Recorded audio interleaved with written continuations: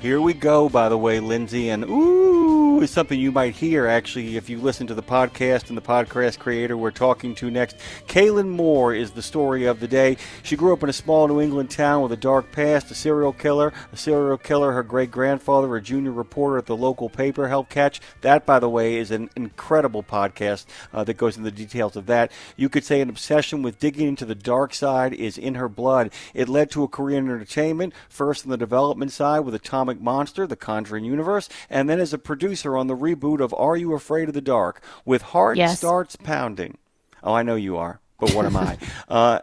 With Heart Starts Pounding, Kaelyn continues to explore the stories, real and imagined, natural and otherworldly, that quicken our pulses and make us ask how we really know ourselves, our neighbors in the world, and, well, how well we want to know them. Kaelyn Moore joins us this morning on your Weekend 34. How are you? Welcome to the show. Hi, thank you so much for having me. All right, Kaelyn, here's the deal. Let's dive. So, first of all, the spooky and the scary usually is not my bag, but you're different. I'm wildly more intrigued with you than most in this incapacity because you really dive in to the facts. Like, you dissect the court cases. You read everything front and back and front and back and front and back again, and you go deep. So I bring that up because I want to back up. Jim mentioned in your intro there in a little bit of the backstory about why you got intrigued and what kind of what makes you tick a little bit. But if you will, give us a brief introduction to our audience about some of that upbringing. You grew up in a spooky part of the world over there in New England, and your grandfather being a reporter, having some of the spooky around you. Talk about how little Kaelyn Moore becomes Kaelyn Moore today. How do we get there?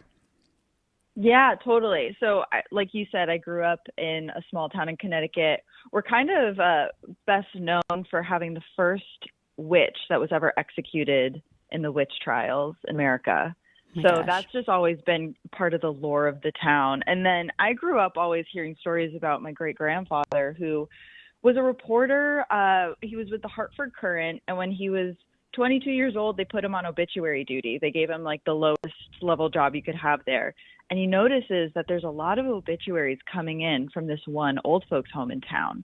And so he starts poking around, and he realizes that the woman in charge is buying a lot of rat poison at the local apothecary. And he's digging, and he learns through his investigation that she was poisoning the people at the house to get more people in and make more money. So that was kind of a big investigation that he was able to figure out what was going on and catch one of the most notorious serial killers in Connecticut history, and really in American history, because she was the first woman to have that high of a death count. So that was always just family lore that I grew up with. And then I think I just kind of had that investigator spirit that he had too, where I just love getting my hands dirty, really diving deep into the research and the history of the stuff that I'm doing episodes on. Interestingly enough, Lindsay, the other thing about that episode is that it's a great reminder that a lot of the present-day horrors actually have their start in the 19th and early 20th century, because that story is also kind of a great tale of elderly abuse and fraud that kind of plays throughout, correct? I mean, there's so many stories that kind of percolate here from earlier times where we kind of go, man, the same stuff is going on. They just have different technology to make the evil happen. Have you found that you've been making the connective tissue between the past and the present, and seeing the only thing that has changed is the ability of serial killers, scammers, and long-term cons to actually kind of enact their art, as it were?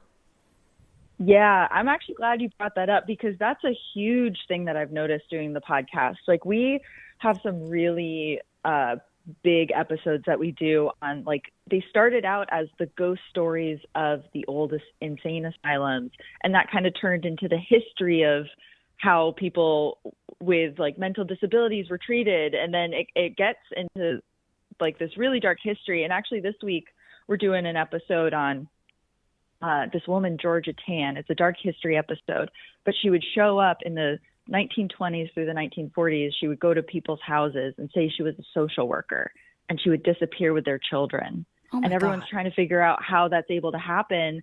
And it turns out she set up a lot of laws in this country on how adoption works that we still use today. So it is interesting to see how, the stuff we look at in history and say like, oh, we would never do that now, still happens to this very day. It's just we have different technology to do it. Well, and we because of people like you and what you're doing, we dive in more. I mean, I think we realize, and your thoughts on this, but we realize how much we intake and just take as Bible. Like, for instance, what you're talking about with that woman, you're like, oh, I guess that's just how things work.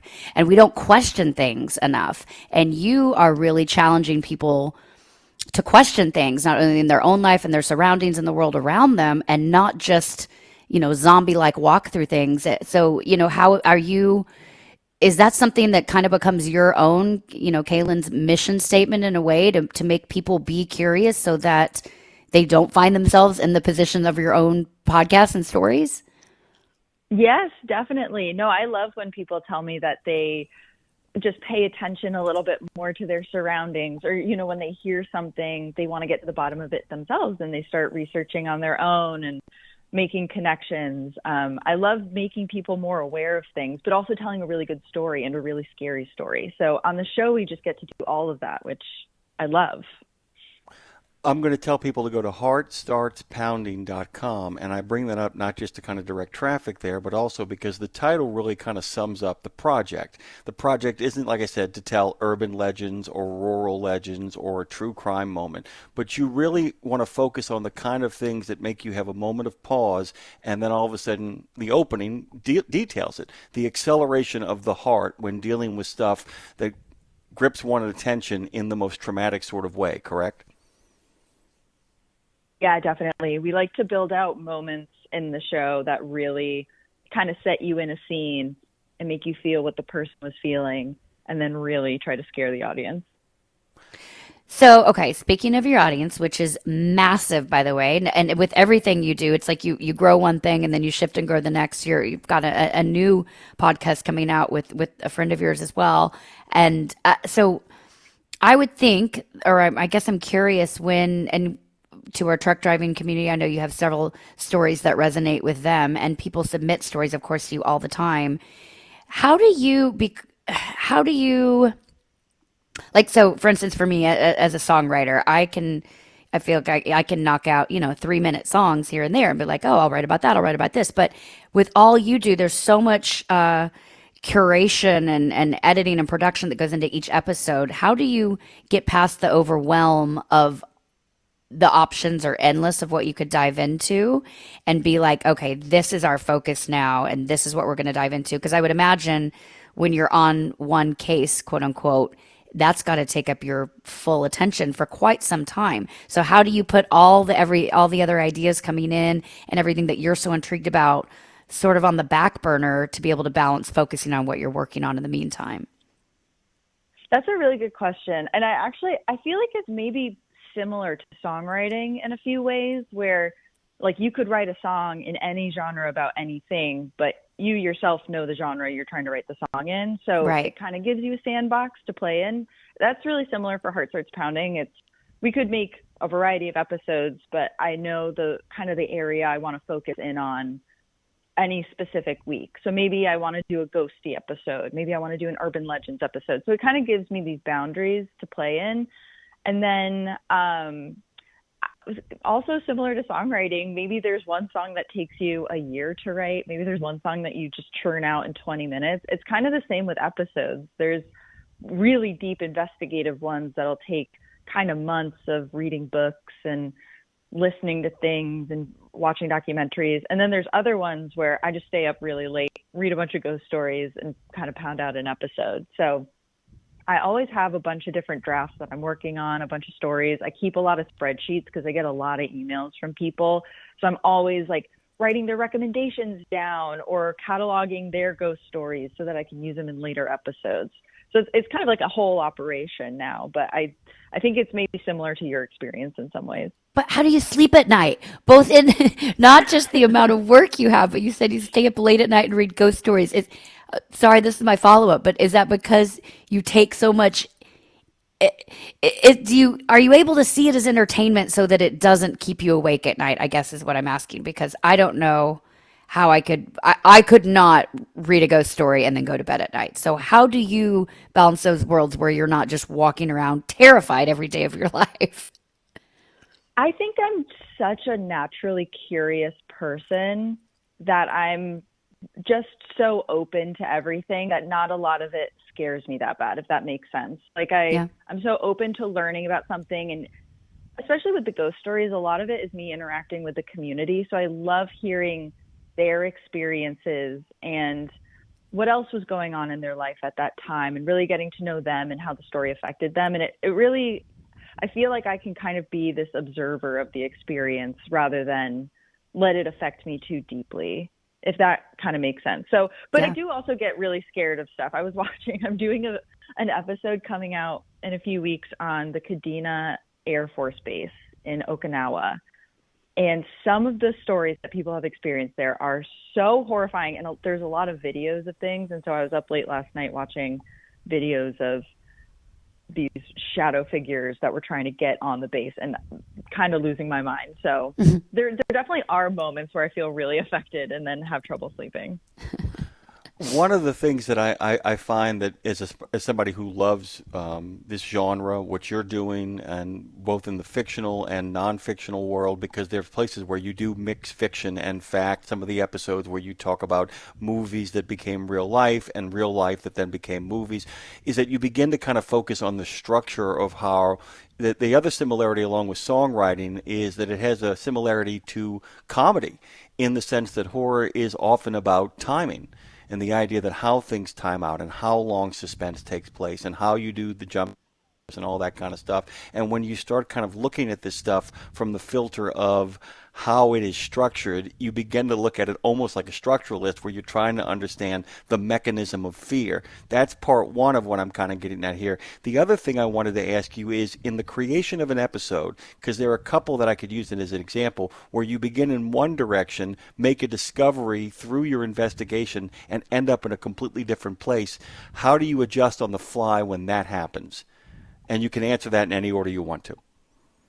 Yeah, that's a really good question because I think about that a lot. I mean, sometimes I'll just have an idea for an episode, like the one that I'm doing about like the Kadena ghosts, where I'll just kind of start by doing some research, writing as I go, and then all of a sudden I'll kind of like find the episode as I'm writing it and let it take me in whatever direction it wants to go in, which I love episodes like that because the story develops as you go and you're like learning with the audience, and that's so fun.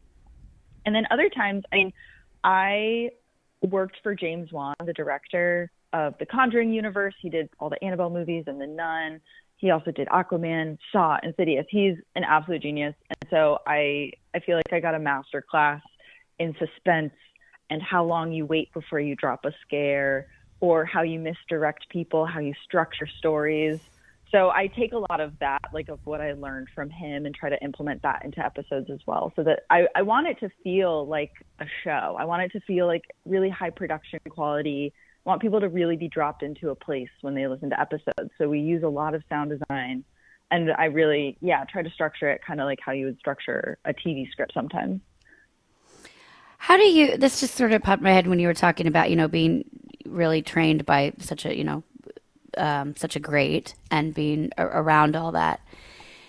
How do you, especially what, you're telling stories that are happy, stories that have affected other people's, when you're telling stories that have affected other people's lives, how do you personally sort of work through, I guess I'll say the morals or the ethics of, of finding entertainment balanced with remembering this is someone's story, and you do it well. So this isn't a judgment; you do it very well. But I'm curious how you do that, because that would be something. Some people do not take care and concern, and they will just throw things out there, not have all their facts right, not think about there is actually family, people's lives that are a part of this. You're able to really walk the line of both of that somehow. Is that something that's in the back of your mind, or is it just, are you just such a natural storyteller and there's got to be empathy naturally within you to be able to do this? Does that come into your mind, or does it just sort of naturally play out? That's always in my mind. I think people feel the most affected by a story when they can really see themselves in the people involved. Yeah. So I take a lot of care with the people involved, and I watch, if there are interviews with them or articles where they were kind of giving interviews, I really try to build out the people involved. One, because I think it helps all of us to empathize if we can understand who they were and why they were making their decisions, if we can see ourselves in them. Yeah. And also, I just think it's a better story overall. I know some people like to sensationalize things or focus on like the gore details of stuff, but for me, I always feel the most affected by a story when it feels well-rounded and like the people feel like 3D real human beings, because they were and they are. And often I will hear from the people involved in the episodes that I do. That happened early on in making the show, where like people would reach out and be like, hey, that was me. I did an episode on this family in the Netherlands where the dad kind of started running the family like a cult, and he made everyone live inside, and they were on this farm for 9 years, not allowed to go anywhere. He told all the children that the world had ended. They believed that there was no one left on planet Earth but them, because they lived on this really remote farm. They couldn't see anyone. And then one day, one of the sons, and he was so brave, he escaped, and he was able to get access to a cell phone, and he saved the entire family. And he was this young guy who was like 21 years old, and he had never really interacted with the world before, but he was like brave enough to leave and save his family. So I wanted to tell that story really well. I wanted to tell it from like the actual voices of the people that were involved.